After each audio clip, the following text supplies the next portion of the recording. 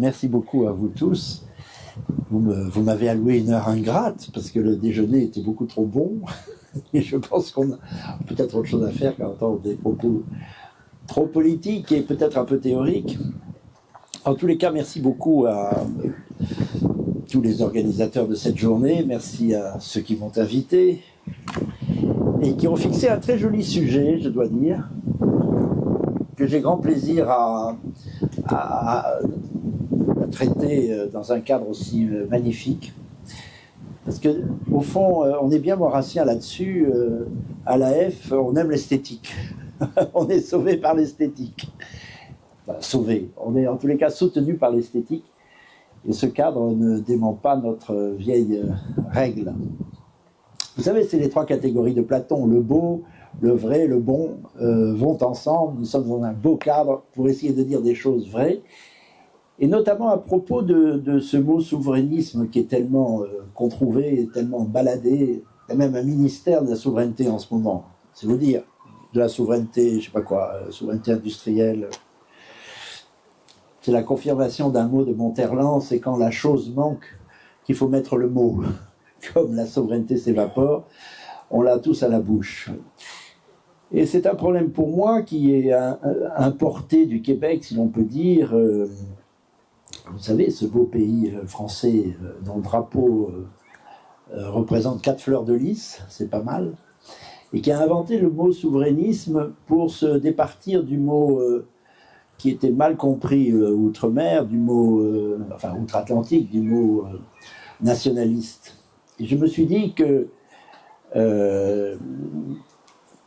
quand je rédigeais les discours, avant d'être député européen, de Philippe Séguin,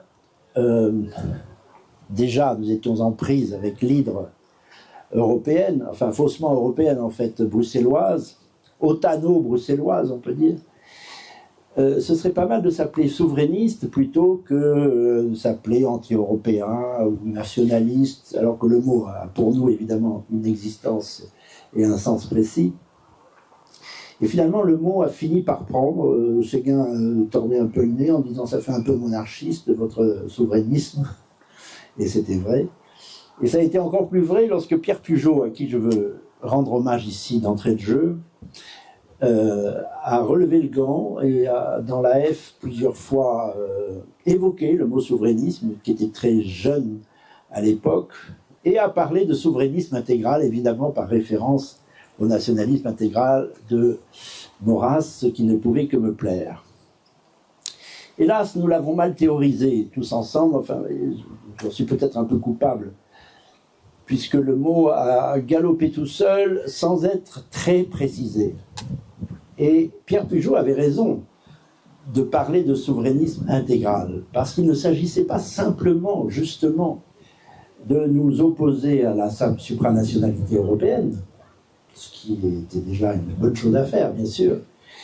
Mais il s'agissait aussi de rétablir l'entièreté de ce qu'il faut continuer à appeler, comme Jacques Bainville l'a fait, la politique de la France, qui est une tradition à laquelle on peut accoler l'adjectif capétien, la politique capétienne, la politique traditionnelle de la France, qui est au fond un triptyque dont l'inspiration générale est non seulement la souveraineté, mais la légitimité. Un pouvoir, c'est ainsi d'ailleurs que se lit toute l'histoire de France, de la grande affaire de nos rois, être plus légitime à mesure qu'ils étaient plus souverains, et être plus souverains à mesure qu'ils étaient plus légitimes. C'est, on peut dire, le cercle vertueux de la politique française, ce jeu de légitimité et de souveraineté, laquelle doit être comprise amplement, d'où l'expression de Pierre Pujaut, souverainisme intégral. Il ne s'agit pas simplement, au fond, de lutter contre, bien qu'il faille le faire, contre les empiètements des puissances étrangères, qu'il s'agisse des empires ou des hégémonies modernes comme l'Union européenne, très liée d'ailleurs depuis sa création à la politique américaine, puisque c'est d'ailleurs le dernier sujet du nouveau conservateur, dont je vous remercie d'avoir mentionné le nom, vu que je dirige depuis 4 ans. Nous avons publié la déclaration du 9 mai 50, dite de Robert Schuman, qui serait soi-disant le socle sur lequel les pères de l'Europe se sont fixés pour construire l'Union européenne, enfin la communauté économique européenne, puis l'Union européenne. Eh bien, cette déclaration, nous le montrons dans le dernier numéro du Nouveau Conservateur, a été écrite par Dean Acheson, qui était secrétaire d'État aux États-Unis. Ce qui veut dire, si depuis le départ, la construction européenne est liée aux États-Unis et à l'OTAN, ce qu'elle est aujourd'hui plus que jamais, puisqu'il ne se connaît pratiquement pas d'autres définitions politiques et diplomatiques que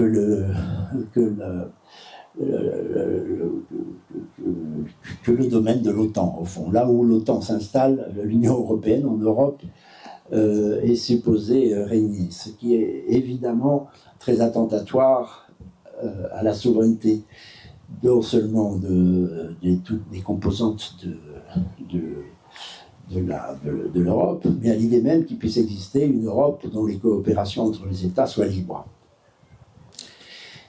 Il y a eu un mensonge dès le début. Le songe européen est devenu une succession de mensonges. Alors, il y a évidemment le refus de l'hégémonie extérieure, au nom de la souveraineté de la nation, vieille veine de la politique capétienne, respectée intégralement par nos rois, une seule exception, le pauvre Charles VI, le roi devenu fou et circonvenu par Isabeau de Bavière. Mais à part ça, ça a été la boussole de tous les rois. Et également dans le second volet, car il y a un second volet, on s'est un peu trop fixé sur le débat européen quand on a parlé de souverainisme, et c'est sans doute ce que voulait dire, c'est certainement ce que voulait dire Pierre Pujaut.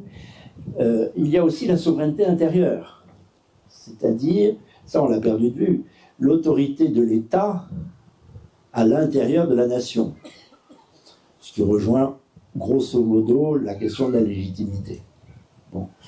Ce n'est pas une question secondaire quand on voit à quel point un pouvoir peut devenir illégitime comme celui qui nous est infligé depuis des années et des années. Mais justement, parce que nous avons perdu la souveraineté et que très certainement ce ne sont plus les peuples d'Europe qui choisissent leurs dirigeants. Tout le monde a bien compris, le cas le plus flagrant c'était celui de Mme Merkel qui a été sortie du chapeau par la CIA en réalité. C'était le cas aussi d'un certain Barroso, c'était le cas de Tony Blair, c'est le cas d'Emmanuel Macron. La légitimité est tellement liée à la souveraineté que si on perd l'un, on finit par perdre l'autre. Et c'est d'ailleurs ce que constate notre peuple aujourd'hui. Olivier il faisait allusion ce matin. Le fait est que la souveraineté est tellement perdue de vue et la légitimité est tellement battue en brèche que notre peuple, là j'aurai quelque chose à dire tout à l'heure, est porté à soutenir n'importe quelle entreprise qui puisse mettre un terme à ce gouvernement fantoche. Alors évidemment, il faut réfléchir aussi à ce second volet de la souveraineté, qui n'est plus un volet diplomatique, c'est le premier. Peut-être, certainement, je suis comme Bainville, politique étrangère d'abord. Politique d'abord, certes, mais précisons, politique étrangère d'abord. Tout dépend du rapport de force international. Et il faut lire la politique. Aujourd'hui, plus que jamais, on ne le fait pas assez, selon les rapports de force internationaux. Mais le second volet, donc le volet politique, légitimiste, on pourrait dire, est un volet pas assez pensé. C'est-à-dire, en tous les cas, dans le souverainisme, on s'est fixé sur l'aspect diplomatique, on a oublié que l'autorité de l'État était tout à fait liée au premier volet de la souveraineté. Et j'ajouterai un autre volet, un troisième volet, qui nous permet de parler de souveraineté ou de souverainisme intégral, c'est l'identité. Alors là, c'est un vaste débat. Utilisons-nous le mot identité ou pas? Il se prête à bien des dérives, mais on peut dire malgré tout que la souveraineté culturelle, je préfère parler de souveraineté culturelle que d'identité, la souveraineté culturelle fait partie du logiciel souverainiste, c'est-à-dire du souverainisme intégrale. Et évidemment, il n'est pas possible de défendre la souveraineté d'un État, l'autorité d'un État, la souveraineté d'une nation vis-à-vis de l'extérieur, si cette nation n'a pas de substance, de repères, comme dit Fernand Braudel, de mots d'ordre, de continuité, à commencer bien entendu par la langue et par le substrat, on pourrait dire culturel, qui a fait la France, même quand il est nié d'ailleurs, qui est évidemment la chrétienté. On pourrait ajouter d'ailleurs, je réfléchissais à ça en venant vous voir hier dans le train, il y a ces trois volets, la souveraineté, donc je répète, la souveraineté diplomatique vis-à-vis des empires extérieurs, la souveraineté de l'État à l'intérieur, c'est-à-dire son autorité, et la légitimité du pouvoir qui ne peut gouverner que parce qu'il est reconnu tel par le peuple. Bien, c'était le cas de tous les rois. Je ne pense pas qu'aucun roi ait obtenu, je ne sais pas combien il a eu, cette pauvre madame, je ne sais même plus comment elle s'appelle, la candidate de Hayé, merci. Voilà. J'ai peur que l'histoire et moi-même oublions son nom. Aucun roi n'aurait été mis en minorité dans de telles proportions. Bon. Sinon, il n'aurait pas été roi, tout simplement. Et on voit bien d'ailleurs que le logiciel fécond de la souveraineté et de la légitimité qui, au fil des siècles, a construit un modèle d'État, se détricote au point que moins il y a de légitimité, moins il y a de souveraineté, et moins il y a de souveraineté, moins il y a de la légitimité. Peut-être que le troisième volet est finalement celui auquel il faut que nous nous raccrochions. Je sais que c'est un très grand débat que les patriotes peuvent avoir entre eux, c'est-à-dire le socle culturel, c'est-à-dire notre identité. J'utilise ce mot avec un peu de précaution. Encore une fois, je préfère souveraineté culturelle parce qu'il peut se prêter à bien des dérives qui intellectuellement sont compréhensibles. Par exemple, l'idée de l'identité de l'Europe blanche, qui pour moi est une horreur, mais qui appartient hélas au logiciel identitaire. C'est pourquoi je m'en méfie. Et je me disais donc, je reviens à ce que je disais à l'instant, qu'on pouvait encore décliner la souveraineté. J'ai connu quelqu'un très souverainiste, vous ne devinerez jamais de qui je parle. Il se trouve que j'ai été longtemps au cabinet de Philippe Séguin, et que Philippe Séguin, président de l'Assemblée nationale, avait à ce titre, comme celui du Sénat, à sa disposition une assez belle table, une assez belle cave et une assez belle table, si bien qu'il y avait souvent des déjeuners. Bon. Et de temps en temps, à peu près une fois par mois, Philippe Séguin réunissait son cabinet et ses proches. Et nous parlions, bien entendu, je développais ma conception de la souveraineté, et je disais, après tout, le plus important, c'est la souveraineté diplomatique. Certes, quant à la souveraineté monétaire, les questions économiques, à l'époque, j'avais bien tort d'ailleurs, c'est moins grave. On pourrait même penser que l'euro, là c'était un côté un peu provocateur de dire ça à la table de Philippe Séguin, que l'euro pouvait être une bonne chose si on échappait ainsi par l'euro à l'hégémonie du dollar. Alors c'était un peu une hardiesse, évidemment, une provocation. Vous ne devinerez jamais qui m'a repris, en disant, enfin Paul Marion, on ne dit pas des choses comme ça, il n'y a rien de pire que la perte de souveraineté économique et monétaire, c'est encore plus grave que la perte de souveraineté diplomatique. Je n'ose pas jouer aux devinettes, je ne sais pas si quelqu'un a l'idée de celui qui a pu me répondre et qui a développé son thème ensuite. C'était un très jeune séguiniste, qui était député même, président d'une commission des affaires étrangères. On n'est pas au jeu des 1000 francs, mais je vous mets sur la piste.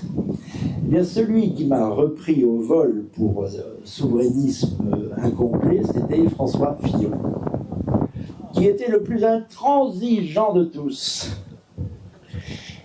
Et je dois dire que les développements qu'il a fait ensuite, et qu'il a repris à Matignon d'ailleurs, ne sont pas faux. Il a toujours mis l'accent sur la souveraineté économique, et notamment sur un aspect important, de plus en plus important, au point de devenir envahissant, c'est-à-dire la question financière. François Fillon était effrayé, il l'a dit d'ailleurs dans des termes assez crus après avoir été nommé à Matignon. je suis Premier ministre d'un pays en faillite, tu es obsédé par ça. Je me demande si on ne peut pas ajouter en effet un quatrième. Vous voyez, c'est déclinable le souverainisme.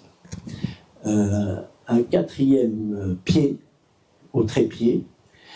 Donc ça deviendrait une table, le souverainisme, c'est la souveraineté financière. L'idée de ne rien devoir ou de ne pas devoir dans de telles proportions qu'on est tributaire de prêteurs qui deviennent nos maîtres.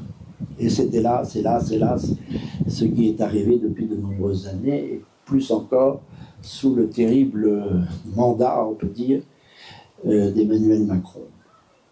Donc vous voyez, la souveraineté et le souverainisme peut vraiment devenir une manière de lire l'histoire. Alors évidemment, on peut parler de royalisme, donc finalement c'est à peu près la même chose. Quand Philippe Séguin me disait ça fait un peu monarchiste votre truc, je ne pouvais pas dire autre chose. Mais après tout, c'était une bonne raison pour prendre la chose au vol. Et je pense que nous devons nous arc-bouter sur cette question de la souveraineté, comprise dans ces différents aspects que je viens de rappeler sommairement. Et je dis cela pour conclure, parce que je pense que le mieux c'est de faire quelques échanges, et puis peut-être que la torpeur d'après un bon repas dans un jour ensoleillé en sera un peu secoué. Je crois, je lui ai déjà dit ça tout à l'heure à Olivier, je crois qu'il faut que nous fassions très attention dans les circonstances actuelles à ce que nous faisons et à la tradition que nous portons, qui est très certainement la plus vieille tradition politique française. Nous sommes dépositaires, nous ne pouvons pas la galvauder. Je parle là cette fois en souverainiste et en monarchiste, royaliste, pour dire les choses telles qu'elles sont. Je ne me suis pas toujours dit royaliste, mais vous savez, à Bruxelles, j'ai été assez vite repéré parce qu'il y avait beaucoup de sujets sur lesquels je ne voulais pas prendre parti. Alors j'écrivais sur mon bulletin pour écrire quelque chose, vive le roi. Alors on a fini par comprendre quel était le député, le zigoto français qui écrivait sur un bulletin blanc, vive le roi. Des Allemands qui me croisaient dans l'ascenseur, qui me disaient « Ah, bonjour, monsieur, vive le roi !» C'était mon étiquette. Donc, je vous dis ça parce que il faut que nous fassions très attention à cette tradition royaliste, capétienne, souverainiste qui est la nôtre, qui est tellement riche, qui est la seule. Il n'y a pas de roue de rechange à la France. On a cette politique où on s'abandonne, en fait. Donc, ne la galvaudons pas. J'espère ne pas trop heurter les uns et les autres en disant qu'il n'y a pas aujourd'hui de force souverainiste en France. Et je sais de quoi je parle. Parce que j'ai fini par travailler avec beaucoup d'hommes politiques. Et ceux qui aujourd'hui représentent ce qu'on peut appeler le bloc national frôlent l'imposture. Car ce bloc national n'a rien de national. Hélas, hélas, hélas. Il est en train d'arriver à la France ce qui est arrivé à l'Italie avec Mme Meloni, ce qui est arrivé à l'Autriche avec M. Kurz, ce qui est arrivé à la Pologne avec le PiS, c'est-à-dire que la droite a été lentement, mais profondément récupérée par les forces euro-atlantiques. Et que l'incarnation la plus parfaite de cette révolution douce, mais dont les conséquences sont terribles, c'est Jordan Bardella. Je connais un peu, pour autant qu'on puisse le connaître, parce qu'au fond personne ne le connaît. Rappelons qu'il a 28 ans, assez profondément inculte, remarqué au Front National. Ça passe inaperçu parce que, comme à peu près tout le monde l'est, personne ne s'aperçoit qu'il y a des leçons. C'est comme ça que ça se passe. Je précise que, Olivier peut en témoigner, j'ai essayé, avec un petit parti qui s'appelait Le Ciel, ultra-souverainiste, d'entreprendre des liens avec le Front National de l'époque. mais qui était celui de Marine Le Pen. Marine Le Pen, c'est très différent. Elle s'en laisse moins compter, notamment sur un point très important sur lequel je ne reviendrai pas, occasion d'ailleurs de saluer ce qu'a dit le général Jeanne ce matin, dont le propos était très intéressant, je peux dire. Il y a un point qui ne ment pas, c'est la question russe. Marine Le Pen est beaucoup plus circonspecte sur la question ukrainienne et russe que ne l'est Jordan Bardella, qui lui donne à l'OTAN tous les gages possibles et imaginables de suivisme, pour ne pas dire de servilité. C'est au point d'ailleurs que Jordan Bardella est le seul homme politique français à avoir emboîté le pas à une proposition folle et criminelle d'Emmanuel Macron lorsqu'il a proposé, je crois que c'était en mars dernier, suggérer que les avoirs russes dans les banques françaises soient non seulement gelés, mais utilisés aux fins de financer la guerre contre la Russie. C'est non seulement du gel, mais ça c'est du vol pur et simple. Pour vous prendre votre argent et en plus pour faire la guerre contre vous. C'est tellement absurde. C'est évidemment absurde, puisque à ce moment-là, plus personne ne mettra le moindre sou dans les banques françaises. Si un gouvernement français peut geler les avoirs et en plus les utiliser contre vous-même, plus personne n'investira en France. Donc c'est une mesure dingue. Mais le seul homme politique français qui a emboîté le pas, c'est Jordan Bardella, qui ne cesse de donner des gages à l'Empire, et qui m'inquiète. Et ce qui m'inquiète, c'est que je ne vois pas tellement où est l'alternative, hélas. Et je vois bien tout le monde partir bille en tête, puisque, parlons de la conjoncture électorale, il est très difficile d'arrêter des élans.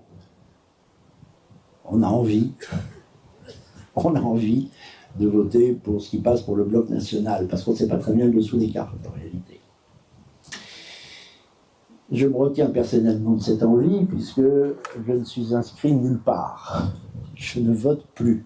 Et justement, je ne vote plus à la suite d'une décision que j'ai prise à 20h10, au soir du premier tour des élections présidentielles. Donc j'ai vu d'une part François Fillon éliminé, d'ailleurs éliminé en grande partie en raison de ses liens avec Poutine. En fait, c'était ça la véritable raison des opérations anti-Fillon.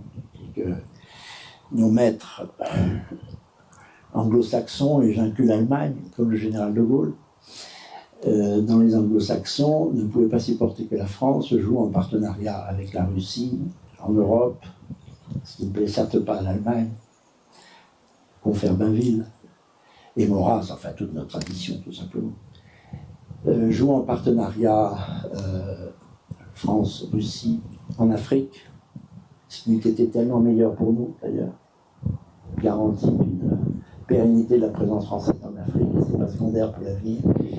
Et plus encore, jouant en partenariat au Proche-Orient, la France et la Russie étant les deux puissances protectrices des chrétiens d'Orient, et qui ont à ce titre des responsabilités communes, et dont le poids aurait pu faire pencher la balance en faveur notamment de la solution des deux États en Palestine. Bref, je ferme cette parenthèse, mais je connais assez François Fillon que j'ai servi, à l'occasion écrit des morceaux de discours pour lui pendant la campagne de 2017, pour savoir qu'il le sait bien, ce qui l'a rendu très vulnérable, en tous les cas canardable à merci, c'est le partenariat qu'il voulait établir entre la France et la Russie pour changer les rapports de force dans le monde. Mais qu'elle change, hélas, avec les BRICS, c'est un autre sujet, mais pas du tout à notre avantage, parce que nous sommes emportés dans un Occident qui lui-même est en train de se noyer. Nous noyons dans un Occident qui lui-même est en train d'être marginalisé. Pour la suite des temps, ça augure mal de la prospérité, de la liberté et peut-être de la survie de la France. Et c'est ainsi.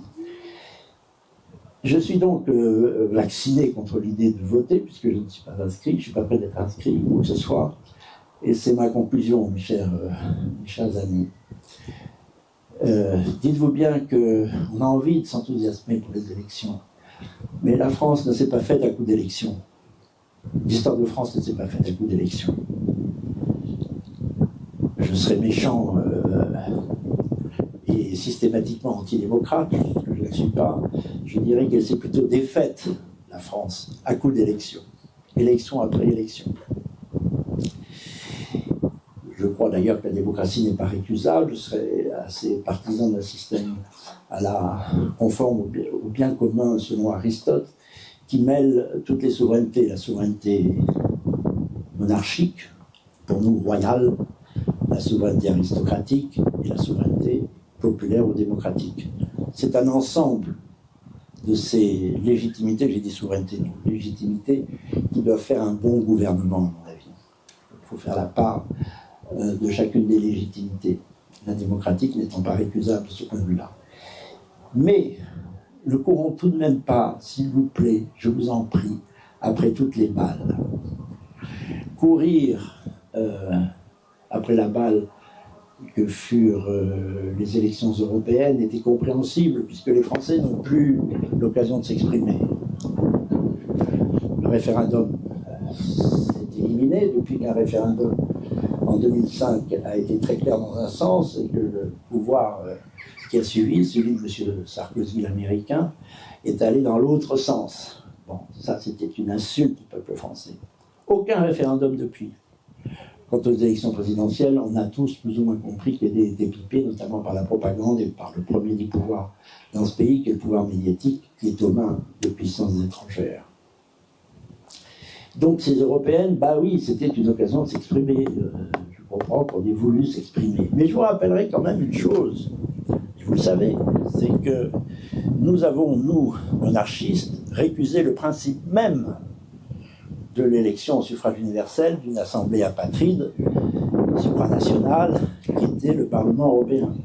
Vous disiez l'Action française des années 70, comme les gaullistes d'ailleurs.